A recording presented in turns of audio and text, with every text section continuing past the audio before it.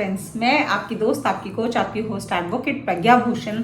आज हाजिर हूँ एक ऐसे सवाल को लेकर के जो बहुत से लोग मेरे कल के वीडियो के बाद पूछ रहे हैं। कल एक्चुअली मैंने इस टॉपिक पे वीडियो बनाया था कि अगर तहसील रिकॉर्ड में आपका दाखिल खारिज हो रखा है, रेवेन्यू रिकॉर्ड्स में आपका म्यूटेशन चढ़ा हुआ है, किसी का नाम चढ़ा हुआ है, तो क्या वो उस प्रॉपर्टी का एब्सोल्यूट ओनर कहलाएगा कि नहीं, क्या वो उसका मालिक बनेगा कि नहीं। तो दोस्तों इसी पे हमारा कल का वीडियो था। आप चाहें तो बेल आइकन में ऊपर आई बटन में देख सकते हैं उस वीडियो को भी अपने रेफरेंस के लिए। तो आगे उसके बाद जो मेरे पास सवाल आ रहे हैं वो ये आ रहे हैं कि मैम, अगर खसरा खतौनी में जिसका नाम चढ़ा हुआ है, फर्द या गिरदावरी या जमाबंदी में जिसका दाखिल खारिज हो रखा है, इंतकाल में नाम चढ़ा हुआ है, ऐसा व्यक्ति अगर एब्सोल्यूट ओनर नहीं होता है, तो इस तरह की प्रॉपर्टीज को अगर हमें खरीदना है, जो एग्रीकल्चरल प्रॉपर्टी है या जो विलेजेस की एंसेस्ट्रल प्रॉपर्टीज हैं जिसका अलग से कोई टाइटल डॉक्यूमेंट नहीं है, और इस तरह की प्रॉपर्टी को अगर हमें खरीदना है तो हमें क्या सेफगार्ड्स रखने चाहिए, हमें किस तरह से वेरिफिकेशन करनी चाहिए, हमें किस तरह से अपनी जो परचेज है, जो हमने लैंड खरीदी है, उसको फुल प्रूफ करना होगा ताकि हमारे साथ कोई फ्रॉड ना हो पाए या हम मैक्सिमम एहतियात बरत सकें। तो आज मैं इसी पे वीडियो बना रही हूँ कि अगर आप किसी की प्रॉपर्टी खरीद रहे हैं जिसके पास एज सच कोई टाइटल डॉक्यूमेंट नहीं है, वो एंसेस्ट्रल प्रॉपर्टी है उसकी, और उसके पास जो रिकॉर्ड है वो यही है कि सरकारी रिकॉर्ड में यानी कि रेवेन्यू रिकॉर्ड्स में उसका नाम चढ़ा हुआ है, म्यूटेशन हो रखा है, खसरा खतौनी में दाखिल खारिज करवाया हुआ है उसने, लेकिन टाइटल डॉक्यूमेंट उसके पास एज सच कुछ नहीं है। तो इन प्रॉपर्टीज को खरीदने के लिए आपको किन प्रिकॉशंस को ध्यान में रखना होगा, क्या एक्शंस लेने होंगे और किस तरह से आप सेफगार्ड करके इस तरह की प्रॉपर्टी खरीद सकते हैं। अगर आप फर्स्ट टाइम मेरे चैनल पे आए हैं तो इसे फटाफट से सब्सक्राइब कर लीजिए ताकि इस तरह के यूजफुल वीडियोस आपसे मिस ना हो, और बेल आइकन जरूर प्रेस कर लीजिएगा ताकि मेरे हर नए वीडियो अपलोड का अपडेट आप तक इमीडिएटली पहुंच सके। तो दोस्तों हम बात करते हैं कि अगर आप खसरा खतौनी की प्रॉपर्टी खरीद रहे हैं तो एहतियात क्या बरतनी है। तो नंबर 1 पॉइंट, सबसे पहला जो आपको काम करना है कि आपको उस जहां पे भी वो लैंड है उसके लोकल एरिया में जाकर के तहसीलदार से उस लैंड की प्रॉपर वेरिफिकेशन करनी है, और कोशिश ये करें कि आप ये वेरिफिकेशन जो है राइटिंग में करें, एप्लीकेशन दे करके करें कि ये लैंड जो व्यक्ति आपको बेचने वाला है, जो इंटेंडेड सेलर है, उसी के नाम पे चढ़ी हुई है कि नहीं चढ़ी हुई। इस लैंड में ऐसा तो कोई डिस्प्यूट नहीं है जिसकी ऑब्जेक्शन रिसीव हो रखी हो सब रजिस्ट्रार के पास या फिर तहसीलदार ऑफिस में। ये लैंड एक्विजिशन में, सरकारी एक्विजिशन में तो नहीं है, कहीं इन्होंने मुआवजा तो नहीं लिया हुआ एक्विजिशन का, कहीं सरकार ने लैंड ऑलरेडी एक्वायर कर रखी हो और इस व्यक्ति ने मुआवजा भी ले रखा और आपको बेचना चाह रहा हो। तो ये जो सारी वेरिफिकेशंस हैं ये बहुत ज़रूरी हैं। सबसे पहले तो आप ये वेरिफिकेशन करेंगे रेवेन्यू डिपार्टमेंट में जाकर के, तहसीलदार के ऑफिस में जाकर के। नंबर 2 पॉइंट जो दोस्तों आपको करना है वो है कि आपको एक प्रॉपर एप्लीकेशन मूव करनी है तहसीलदार ऑफिस में मौका पटवारी रिपोर्ट बनाने के लिए, जिसमें कि तहसीलदार जो हैं वो आपकी एप्लीकेशन रेफर कर देते हैं आपके कंसर्न्ड पटवारी को, जो आपके उस पर्टिकुलर जोन, उस पर्टिकुलर गांव का जो पटवारी होगा उसको ये एप्लीकेशन रेफर कर दी जाती है, जहां पे जो पटवारी है उस मौका पर जा करके यानी कि साइट पर जा करके वेरिफिकेशन करता है उस लैंड से रिलेटेड कि वो वहाँ पे क्या बना हुआ है, वो लैंड किसके कब्जे में है, किसका नाम चढ़ा हुआ है, और वो अपनी उसमें मौका मुआयना रिपोर्ट जो है उसी एप्लीकेशन में आगे मेंशन करता है। अपनी सारी वेरिफिकेशन की जो तहकीकात उसने की है वो उस मौका मुआयना रिपोर्ट में वो मेंशन करता है, जो आपको ऑफिशियली मिलती है तहसीलदार ऑफिस से। तो नंबर 2 पॉइंट दोस्तों, पहला आपको वेरिफिकेशन करना है तहसीलदार ऑफिस में खुद जा करके, और दूसरा ये मौका मुआयना रिपोर्ट जरूर लेनी है आपको तहसीलदार के थ्रू, जिसमें वो आपकी लैंड की रफ डिमार्केशन तक बता देता है कि कहाँ लैंड एग्जिस्ट करती है, उसकी क्या लोकेशन है एंड एवरीथिंग।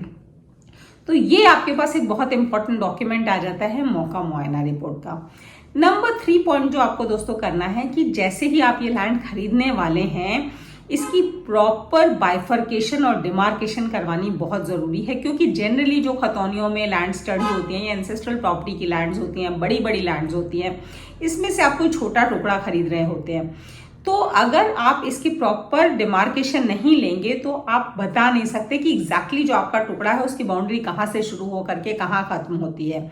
तो ऐसे में आपको अक्स सिजरा प्लान बोला जाता है जनरली, जिसे डिमार्केशन मैप भी हम इंग्लिश में बोल सकते हैं। तो अक्स सिजरा प्लान जो है,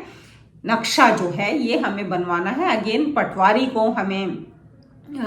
मिलना पड़ेगा इसके लिए और रिक्वेस्ट अप्लाई करना पड़ेगा। एंड अक्स सिजरा नक्शा जो है हम पटवारी से बनवाएंगे, जो कि अपने अवेलेबल रेवेन्यू रिकॉर्ड्स, अवेलेबल सरकारी रिकॉर्ड्स के बेसिस पे आपको एक अक्स सिजरा बना करके देंगे और उसमें मेंशन करेंगे कि एग्जैक्ट डिमार्केशन उस प्लॉट की कौन सी है जो आप खरीदने वाले हैं। आप चाहें तो एक प्राइवेट आर्किटेक्ट हायर करके उससे भी पैरेलल मैप बनवा सकते हैं अपने जो लैंड खरीदने वाले हैं उसका, ताकि आपके ये जो दोनों मैप्स हैं दोनों एक तरह के होंगे, तो आपका एक डबल प्रूफ हो जाएगा, डबल कंफर्मेशन हो जाएगा कि आप जो लैंड खरीद रहे हैं उसकी डिमार्केशन एग्जैक्टली क्लियर है। तो that was number 3 to get अक्स सिजरा प्लान। नंबर 4 पॉइंट दोस्तों, जब आप ये प्रॉपर्टी खरीदेंगे तो आप रजिस्टर्ड डॉक्यूमेंट के थ्रू ही खरीदें। आप किसी नोटराइज जीपीए या नोटरी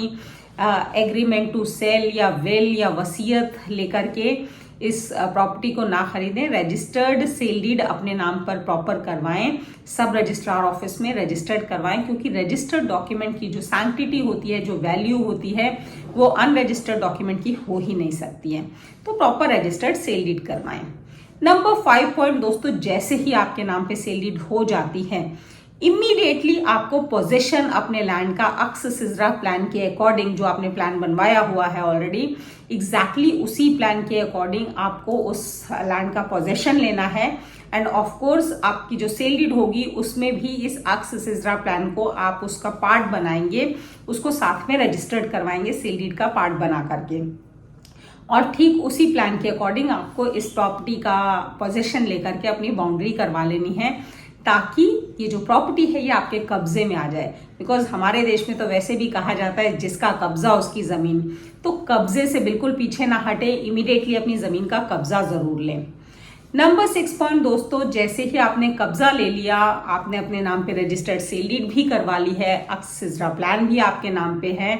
आप ये सारी चीजें लेकर के अप्लाई कर दें अपने दाखिल खारिज के लिए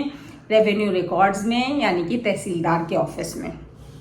यानी कि जिस व्यक्ति ने आपको जमीन बेची है उसका नाम वहां से खारिज कर दिया जाएगा रेवेन्यू रिकॉर्ड से, और आपका नाम ऐड ऑन हो जाएगा रेवेन्यू रिकॉर्ड में, यानी कि दाखिल हो जाएगा। मींस कि आपको दाखिल खारिज यानी कि अपने नाम पर म्यूटेशन करवा लेना है इस प्रॉपर्टी का,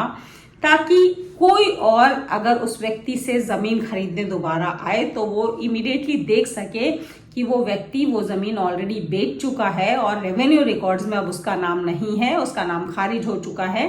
और आपका नाम ऑलरेडी रेवेन्यू रिकॉर्ड्स में चढ़ चुका है। इसलिए दाखिल खारिज होना आपके नाम पर बहुत ज़रूरी होता है, और इस चीज़ का आपको ख्याल रखना है कि आप जैसे ही ये प्रॉपर्टी खरीद लेते हैं अपना नाम आपको दाखिल खारिज ज़रूर करवाना है। तो दोस्तों ये मोस्ट इम्पॉर्टेंट पॉइंट्स थे अगर आपको